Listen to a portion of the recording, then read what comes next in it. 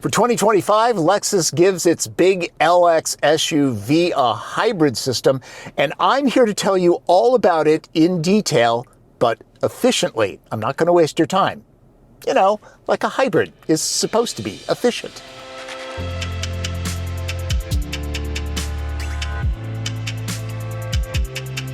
Lexus loyalists surveying their vast acreage holdings would have a tough go of it in an LS sedan. Sometimes what's needed is an SUV, though oftentimes it's like cutting bread with a chainsaw. The LX is a premium tool for one-percenters roaming the ranch or hauling their Whole Foods shopping. Basically, it's Toyota's Land Cruiser 300 series in an Issei Miyake suit. It's now available as a hybrid. LX700h gets a gas-electric powertrain different from anything else on the road or the trail. We have great SUVs in our lineup, RX, TX, you know them all, but to be the pinnacle is what we would expect with this vehicle. So we put the best performance powertrain in the vehicle. I'm at a Lexus-sponsored event in Yountville, California, driving 2 of the 5 LX variants. The all-new Overtrail, designed to do stuff like this, and F-Sport. Fun fact, LX is the only model to get both trims.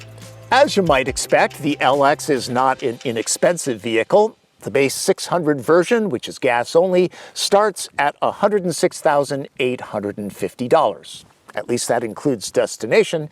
Moving up to the 700h Hybrid, which is the focus of this video, adds around $8,500. And in case you're wondering, you can option this up to $141,000.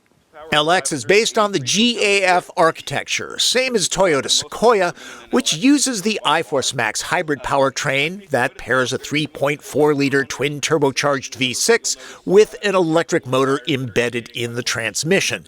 Same goes for the 700h, but there's a difference. So this is the first Toyota or Lexus hybrid system that features a hybrid system, but also an alternator and a starter. So they put those pieces in place if, in case there were some failure of the hybrid system and you're on a trail, you would be able to get off the trail essentially as an LX600. So it would revert back to a completely gas-only operation. The Lexus adds power too. Its V6 is tuned to run on premium fuel. This hybrid system provides us with 457 horsepower and 583 foot-pounds of torque. This hybrid's operation is quite different than, say, RAV4's. A drive shaft runs to the rear axle. Also, the gas engine tends to fire up at the mere touch of the throttle.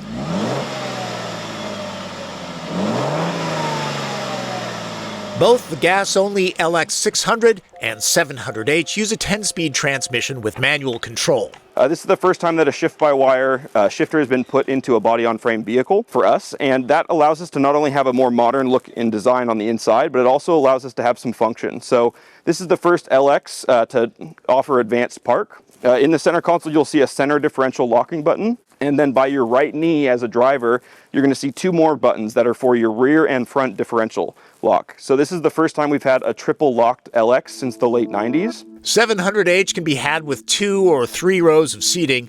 A new third cross member helps to stiffen the structure and accommodate the nickel metal hydride battery pack. The spare tire remains.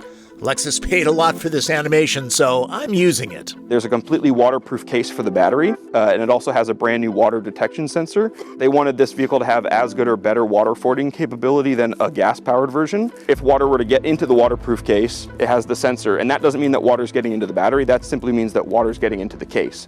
So it's once again, another fail-safe to kind of alert the driver that, there's water in the case and that there's a way to, kind of let that drain.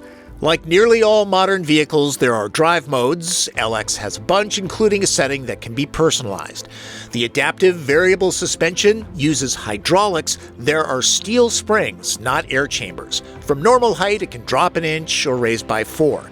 Overtrail adds extra underbody protection, plus third-party Land Cruiser 300 pieces can be bolted right in. The LX is supremely capable off-road. Let's assume most miles will be on pavement. I snag an F-Sport for that. FYI, if the circuit red semi-aniline leather is too much for your retinas, there's a choice of black. This is no featherweight. On average, LX weighs some 6,200 pounds. But it also has 583 pound-feet of torque available right away. I figure this will hustle up to 60 miles an hour in 6 seconds. This big boy can move. 700H only shaves a half second from the 600's benchmark timing, but it adds refinement, perfect for the Lexus mission. The Toyota Group, of course, known for its terrific hybrid systems. The one in the LX is terrific. You hardly notice the handoff from gas to electric. Super smooth. Butter has nothing on this.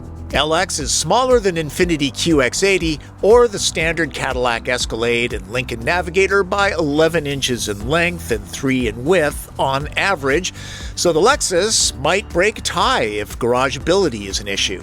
It's easy to survey your domain in the LX. You sit up high, lots of glass, visibility is quite good. Speaking of the glass, the A-pillar is somewhat upright. It's actually easy to touch the windshield. That's something you don't find in many cars these days. From the captain's chair, it feels wide. The center console is as broad as an owner's investment portfolio. Comfortable? Of course it is. It's a Lexus. It's what the brand is all about. Quiet? Yeah.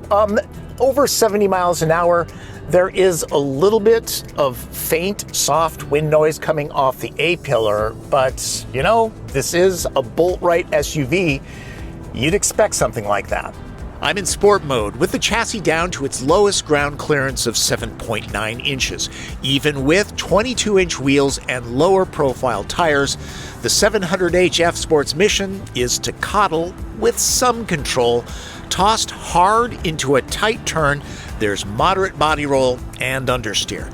As an SUV with a higher center of gravity, it's best as a cruiser. Let's not forget that this is a body-on-frame truck, right? That said, it goes down the road pretty nicely. It tracks straight and true, no micro corrections, really well done. Now, this is the F-Sport, and it does have a little bit more athleticism, but not overly so. They all go down the road quite nicely. If anything, this feels and kind of sounds like there's a muted V8 under the hood. Everything, including transmission shifts, feels like Teflon-coated Crisco. The gas-only LX600 is EPA rated at an average of 19 miles per gallon. The 700H is more efficient by 1 mpg. Yeah, the average is 20 miles per gallon on specified premium fuel. This is tuned for power, not efficiency. This being the brand's flagship, it's stuffed with ADAS active electronic safety tech named Lexus Safety System Plus 3.0. Some of the features: front cross-traffic alert standard, advanced park with remote park that you may have experienced before in some of our other vehicles is standard on the 700H. Traffic jam assist is now standard. Digital key is standard. So being the flagship, there's certain things that we just need to standardize. Moving to the interior of the Overtrail. It's very Lexus-y with smoked chrome accents. There's a ranch full of leather and a grove of trees in here. It's loftier looking than Sister GX. And speaking of elevated, these help for getting in. Some vehicles put all the controls on a touchscreen. Not LX, it's a button lover's paradise. One ergonomic gripe: operating windows while driving requires some contortion. Loads of cameras act as an off-road digital spotter. In total, I drove some 150 miles and had no problems with the heated, vented, and massaging seats. Storage cubbies aren't overly large, but there are a bunch of them. This console space is refrigerated, it's standard. Carnivores, Lexus warns not to store meat products in it. Seriously. The Lexus user interface is of the connected kind. In other words, it reaches out to the cloud. It's not so much graphics-based as it is natural voice command dependent. Hey Lexus, are there any wineries around? I found 15 results. The first is Castello di Amorosa at St. Helena Highway. Would you like to go to that one? No, and only 15? This is the Nappa Valley after all. Of course, once the trial period is over, it requires a data plan for full functionality. Shouldn't bother Lexus owners. In addition to hard controls, a second screen handles some tasks, so the main one can be left where it is. The Qi charger works well, not always the case. Android Auto and Apple CarPlay are wireless. With the right files, the Mark Levinson reference quality surround sound system is sonic bliss. It's as big as the sunroof is small. Would like panoramic glass at this price. The 4-passenger Ultimate Luxury trim, made more for livery duty, gets 2 seats here. Otherwise, 3 adults will ride on this bench without complaint. Dual zone climate? Check. Outboard positions get heat and venting. How civilized. There's places to stash trail mix and Cliff Bars too. Devices get power. Eyes will be shaded. There's quite a spine that robs footroom. Other than that, space is good. Remember that 700H is available with 2 or 3 rows of seating. The mid-row does not slide fore and aft, and it's quite a hike up and into the way back. Friends won't let adult friends spend much time back here. I'm 5'9". I have just enough headroom, but it's really about the legs. My knees are as high as they can go. That's because the cushion is down low, close to the floor. And if I folded the seats, I would have practically no footroom. There are some accoutrements back here, power ports and cup holders, but really, this space is for small kids. Shouldn't be any surprise. Time to toss Overtrail around on dirt. The winding road leading to the course that Lexus built could be done by an NX, but slowly and carefully. My usual disclaimer, GoPros and cameras never really show how rugged these courses are. This one's pretty gnarly. The demonstration course is short, but shows what this Luxo barge can do. All right, we've got some staggered logs here. This is nasty. Yeah. Max ground clearance is dialed in. That's around 13 inches. Honestly, I would not take my own vehicle on terrain like this, especially one coming up on $120,000. Off-road driving is not my specialty, but I can tell when things are going right. Wow, okay. Or wrong. Okay, I'm looking at nothing but sky. And slight right turn. And now I'm looking at nothing but dirt. I suspect an F-Sport could navigate this course, though I'd be careful with the wheels. Impressive. Overtrails are beefed up, and the treads are better suited to mud, dirt, and rocks. Chances are, a Toyota Corolla would have its muffler scraped off by now. This is a purpose-built course, so there's no drama. But don't forget, this is a luxury vehicle. Throttle modulation, really nice on this. Not sure I'd take an Escalade or Navigator on this. When you stop and think about it, this is a very capable Land Cruiser, right? It should be able to do this. Chances are the first or second owners will not be pointing their LX onto stuff like this, but eventually someone will have an older vehicle that's extremely capable and luxurious. Waterfording? A stock 700H is good for at least 27 inches. So you know, I've got the center differential locked and I'm in 4-low. There is crawl control and hill descent control. I'm not using them. If you're the kind of person that buys one of these and takes it on a course like this, more power to you. I mean, at $120-some thousand, I could not afford to do it. I'm just an overworked, underpaid automotive writer. Put simply, LX700H won't leave you stranded on the trail or at the office. I've said it before, I'm gonna say it one more time. 3-row SUVs do not have the cargo space that a minivan provides. I'm only trying to help. For example, a Toyota Sienna, which is available with all-wheel drive, will take on 5, maybe 6 carry-on suitcases behind the 3rd row. Here, you can see my camera bag really doesn't fit. It's 7.2 cubic feet, Miata-sized. The battery and spare take up space. 700H's 2400 watt power outlet is much more powerful than the 600's. Run an air fryer while glamping. The back row gets power both up and down. They're kind of slow. The result is enough room for a decent-sized Costco run. 31 cubic feet to the 600's 44. Row 2 tumbles forward, opening up 62.5 cubic feet of space in max cargo mode. In that regard, many buyers might be better off with the roomier 3-row TX 550h Plus just across the Lexus showroom floor, which is a plug-in hybrid, easily 30 grand less too.